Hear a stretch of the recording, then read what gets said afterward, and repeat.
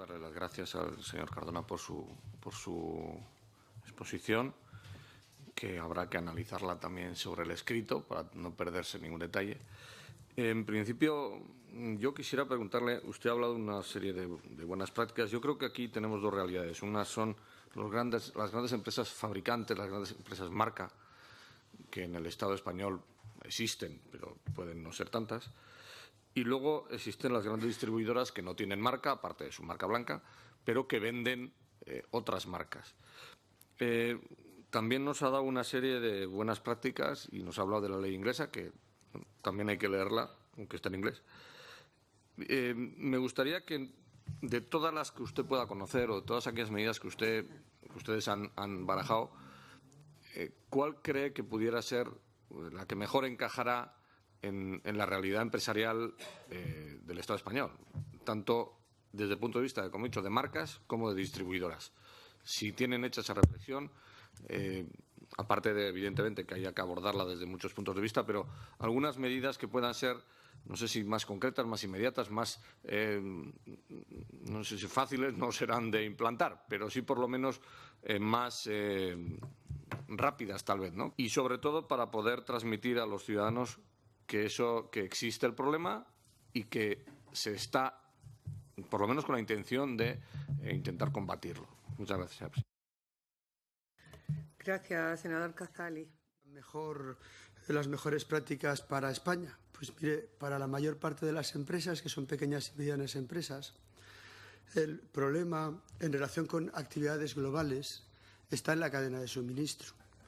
Una empresa que vende frutos secos compra el cacao, compra las pipas de girasol, compra las almendras en el exterior y desconoce si hay niños recogiendo el cacao.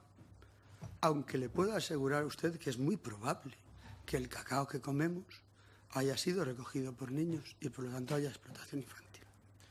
Hay una empresa en Valencia que le puedo asegurar que ningún cacao que coma usted ha sido recogido por un niño, porque envía un inspector cada 6 meses a todas las empresas. Es una pequeña empresa familiar. Envía, pero concienciados en el tema del trabajo infantil. Cada 6 meses va un inspector a todas las plantaciones a vigilar si hay trabajo infantil. Y si lo hay, rompe inmediatamente el contrato. Y además, en los contratos que firma, establece la obligación jurídica por parte del suministrador de que se compromete a no tener trabajo infantil y prevé sanciones explícitas en el contrato. Pero eso lo hace voluntariamente la empresa. No lo hace ninguna gran empresa de frutos secos en España, que yo conozca. A lo mejor sí que lo hace alguna. ¿Cómo podemos? ¿Qué medidas hay que adoptar? Mire, no podemos hacer que esta empresa pequeña esté invirtiendo contra la competencia, siendo más costoso para él la producción y la compra que para los demás. Porque al que él no le compra porque tiene trabajo infantil, sí le compra otro. Y eso no es admisible, o por lo menos el consumidor lo ha de tener muy claro. De ahí que la primera manera de luchar es la transparencia. Yo no digo que a todas las pequeñas empresas, porque entonces el empresario mediano y pequeño dirá, ¿cómo que tengo yo? Digo, no, dígame usted qué está haciendo. Esa es su obligación. Que todo el mundo sepa que usted no hace nada, o que todo el mundo sepa lo que está usted haciendo. Y luego vamos a ponerle los medios para ayudarle. España forma parte de la OCDE y ha asumido los principios respecto del control de las empresas multinacionales en las actividades fuera del territorio y tiene los puntos de información nacional. Y hay puntos de información nacional en todos los estados comunicados con el punto de información nacional que pueden proporcionar información. Utilicémoslos. Establezcamos los mecanismos. Tenemos agencias repartidas por todo el planeta, del Instituto de la Exportación, de la Agencia Española de Cooperación, de embajadas y consulados, para que puedan estar proporcionando información. Utilicémoslos y digamos que están obligados a proporcionar la información a cualquier empresa que se lo requiera, para que la empresa pueda decir, yo estoy teniendo debida diligencia. Y que eso va a ayudar además a concienciar al ciudadano.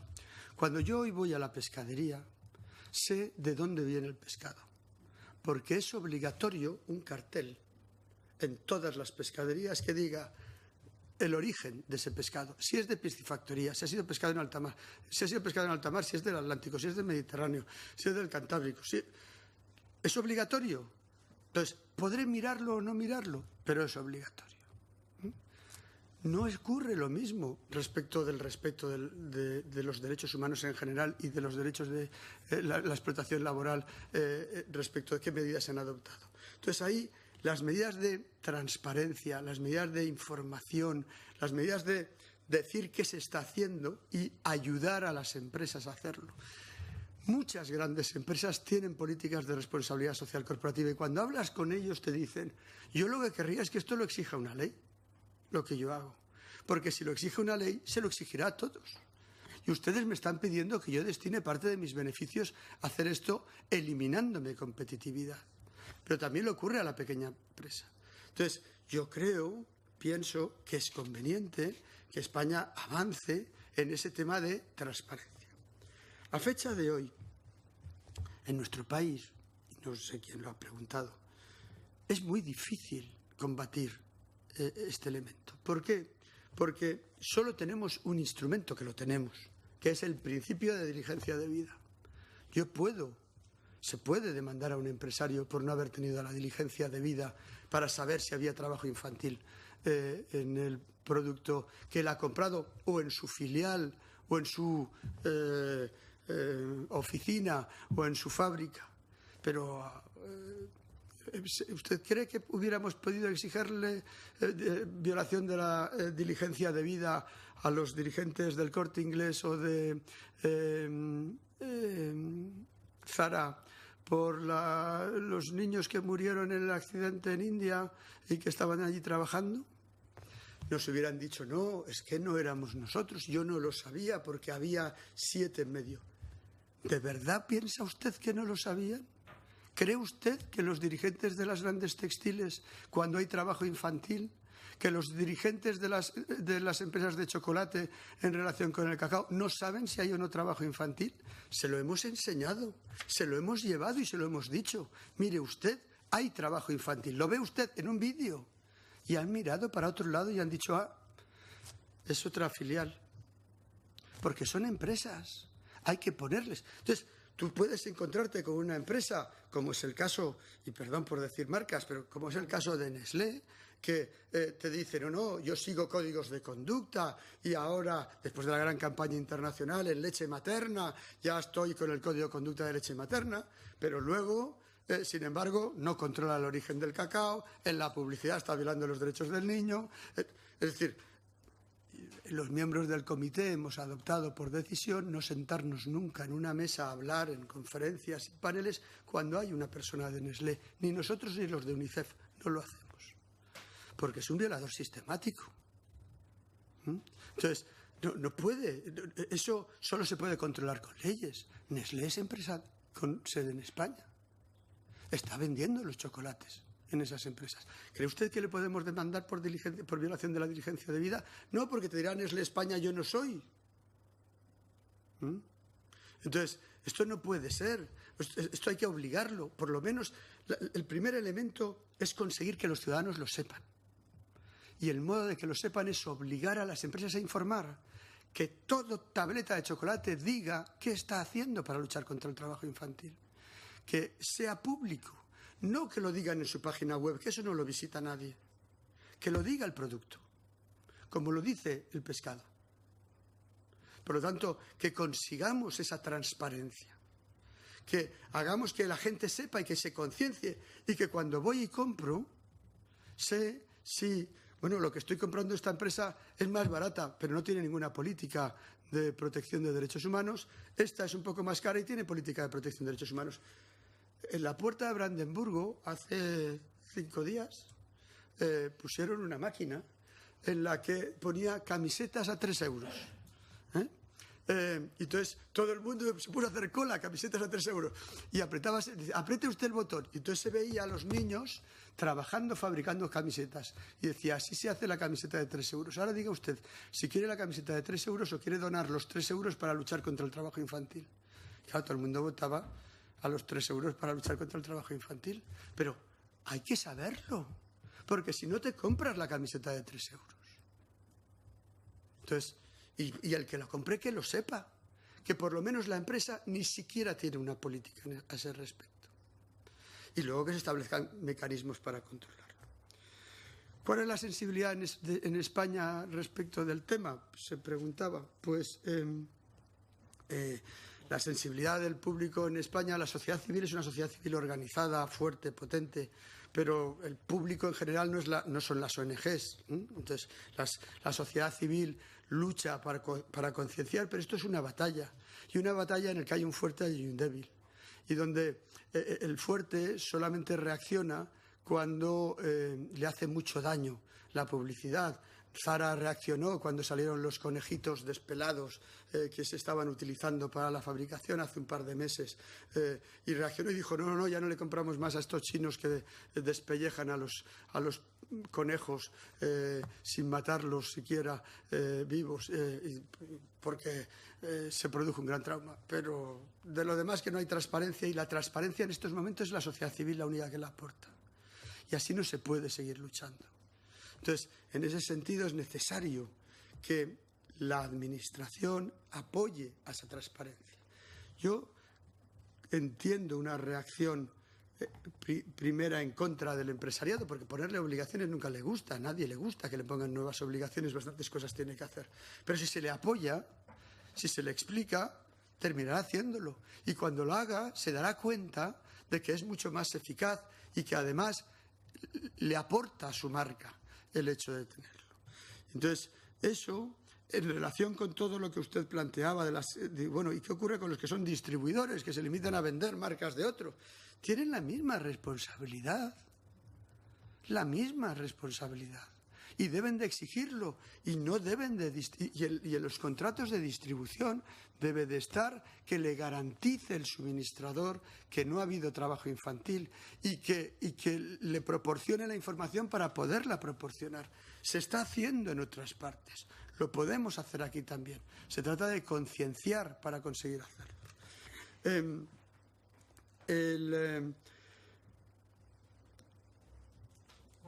¿Cómo puede la Administración mejorar esto? Miren, y lo empalmo con una de las últimas cosas que se decía. Lo del Plan Nacional de Empresas y Derechos Humanos, yo soy muy amigo del director, del presidente del Comité Español de UNICEF, que tiene una doble condición. Ahora solo es presidente del comité, pero hasta hace poco, como diplomático de carrera, era el responsable del Plan Nacional de Derechos Humanos y Empresas Privadas en la Oficina de Derechos Humanos del Ministerio de Asuntos Exteriores, y lo ve con mucho cariño porque era su obra y ahí estaba. Ese plan dice 2 veces la palabra niño, 2 veces. Y según me contaron, porque tenían miedo antes de presentármelo, las metieron, porque no estaban en el original. No hay más sobre niños, no hay nada sobre niños. Todo se refiere solo al interior de España, y ese plan ha ido reduciéndose a medida que ha ido pasando por todos los ministerios. Y en mi información está bastante bloqueada su aprobación. No creo que se apruebe en esta legislatura. Pionero, hay muchos planes nacionales. Hay planes nacionales en Italia, hay plan nacional en Francia, hay plan nacional en el Reino Unido, hay plan nacional en Bélgica. Los planes nacionales son una obligación que se han autoimpuesto los Estados a raíz de los principios de Ruggie, los principios sobre derechos humanos y empresas, aprobados en el Consejo de Derechos Humanos, donde se habla de hacer este tipo de plan. Pero los planes tienen que ser verdaderos planes que introduzcan medidas, que introduzcan cómo se va a conseguir las medidas, que introduzcan las aplicaciones presupuestarias necesarias para conseguir las medidas, y que introduzcan indicadores para medir cómo se consiguen las medidas. Y en mi conocimiento, el Plan Nacional Español no incluye estas cosas. Es un documento sobre orientaciones a las empresas que se apoya más en la responsabilidad social corporativa, es decir, en el pedirle a las empresas que voluntariamente actúen, que en establecer obligaciones respecto de los Estados. Yo ya les he dicho lo que pienso yo y lo que piensa el Comité sobre la responsabilidad social corporativa. Es buena, es interesante, hay que apoyarla, pero no es la solución. El respeto de los derechos humanos no puede estar en el voluntarismo, tiene que estar en la obligación. Y en ese sentido es necesario, en mi opinión, un mayor impulso al respecto. Se me ha preguntado en relación con la extraterritorialidad, porque es un tema complicado y donde se plantean muchos problemas a la hora del ejercicio de la jurisdicción. En el caso de la Convención de los Derechos del Niño es más fácil, porque los Estados han aceptado la extraterritorialidad. Y lo han aceptado incluso en el caso del protocolo sobre venta de niños, prostitución y pornografía. Es una obligación del Estado, artículo 3, el ejercicio de la jurisdicción extraterritorial para cualquier delito tipificado en el protocolo.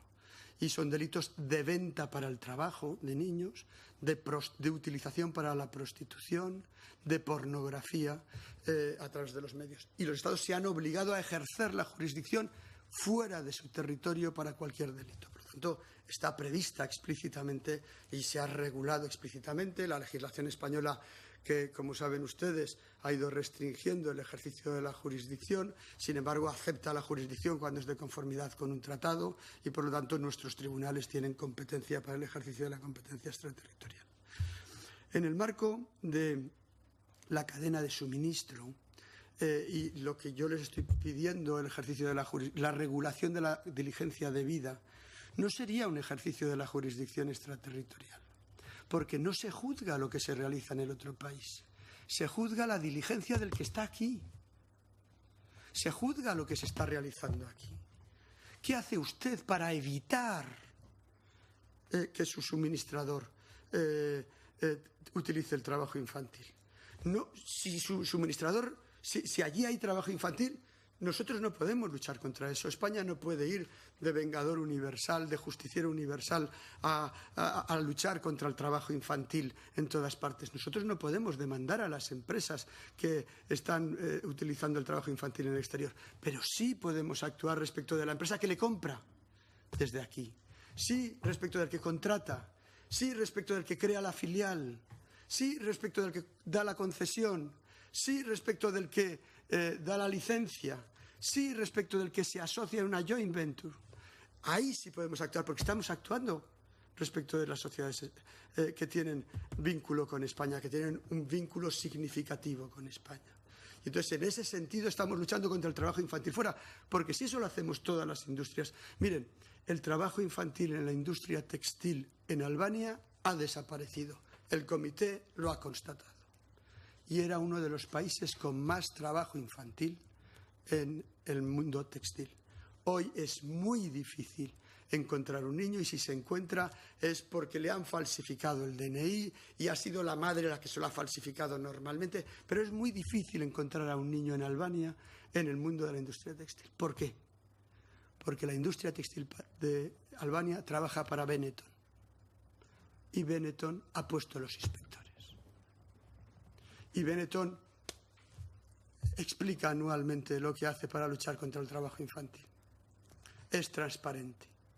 Y en ese sentido se ha conseguido acabar con el trabajo infantil en Albania, en el ámbito textil, no en el agrícola y en otros, pero sí en el textil.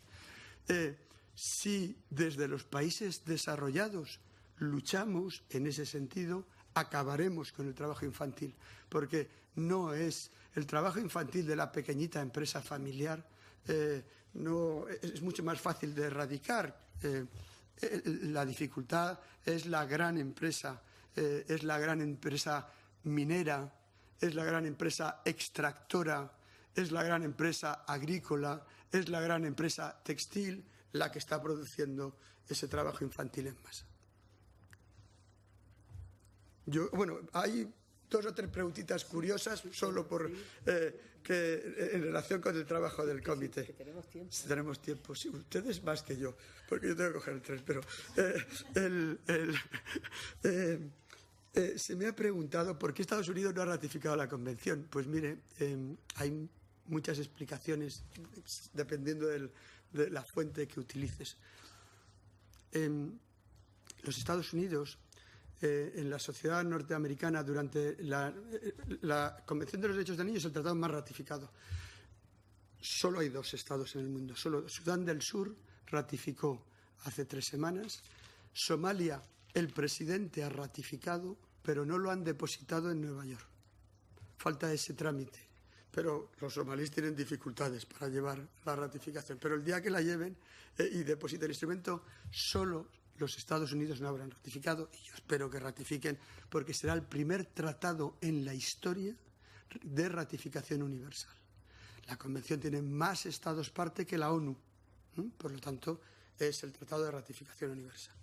Porque cuando se negoció el Tratado, la Convención de los Derechos del Niño, desgraciadamente hubo un movimiento de medios de opinión pública en Estados Unidos muy fuerte, conservador, que consideró que conceder derechos a los niños era ir contra la unidad de la familia y los derechos de los padres.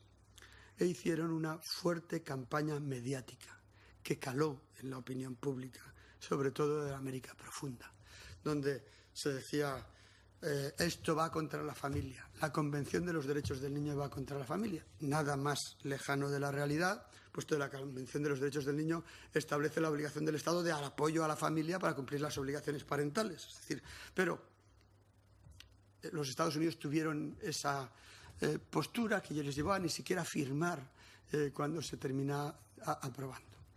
A eso hay que añadir que la Convención de los Derechos del Niño prohíbe la pena de muerte a los niños. Y había hasta hace año y medio estados en Estados Unidos que aplicaban la pena de muerte a personas por hechos cometidos antes de los 18 años. No la aplicaban hasta después de los 18, pero sí por hechos cometidos antes de los 18. Se esperaban a el cumpleaños para aplicar la pena de muerte. Eso no es un obstáculo, porque hay estados que tienen pena de muerte para niños y entonces pueden formular una reserva y decir acepto toda la convención salvo eso. Pero al presidente de los Estados Unidos le pareció muy duro decir ratifico la Convención de los Derechos del Niño, pero me reservo el derecho a aplicar la pena de muerte a niños. Entonces, esto no parece que mediáticamente.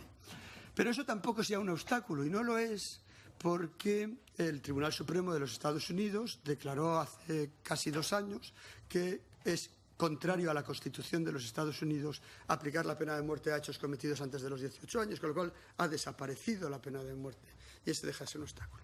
¿Qué obstáculos quedan? Pues la verdad es que pocos. Hay tal vez algunos. Estados Unidos es un país muy serio, que cuando ratifica un tratado hace todo para cumplirlo, que es consciente de que tiene que cumplirlo.